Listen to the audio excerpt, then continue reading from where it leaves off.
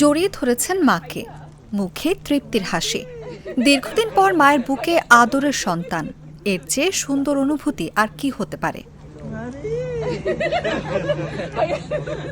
মাকে অভ্যর্থনা জানাতে বিমানবন্দরে আগে থেকেই অপেক্ষা করছিলেন ছেলে তারেক রহমান, সঙ্গে ছিলেন স্ত্রী ও দলের নেতাকর্মীরা। বাংলাদেশ সময় দুপুর 2:55 লন্ডনের হিথ্রো বিমানবন্দরে পৌঁছান বিএনপি চেয়ারপারসন ও সাবেক প্রধানমন্ত্রী বেগম খালেদা জিয়া। হয় অপেক্ষার অবসান, ছেলের সঙ্গে দেখা হয় মায়ের। 7 বছর পর মায়ের স্পর্শ পাওয়ার আনন্দ ফুটে ওঠে ছেলের চোখে মুখে।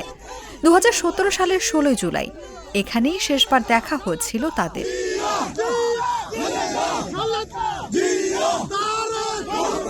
বিএনপি চেয়ারপারসনের প্রেস উইং কর্মকর্তা শামসুদ্দিন দিদারের দেয়া তথ্য মতে, সেখান থেকে খালেদা জিয়াকে সরাসরি নিয়ে যাওয়া হচ্ছে লন্ডন ক্লিনিকে।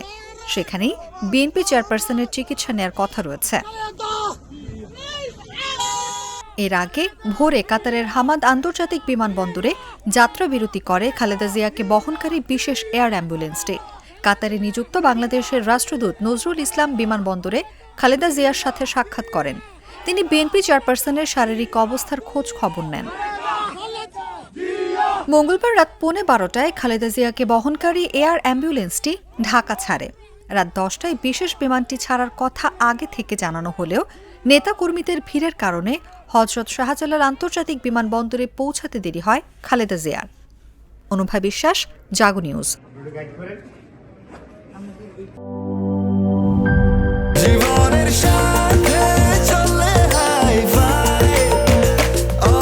স্বাস্থ্যকর অল টাইম, সব সময় অল টাইম হেলদি লাইফ।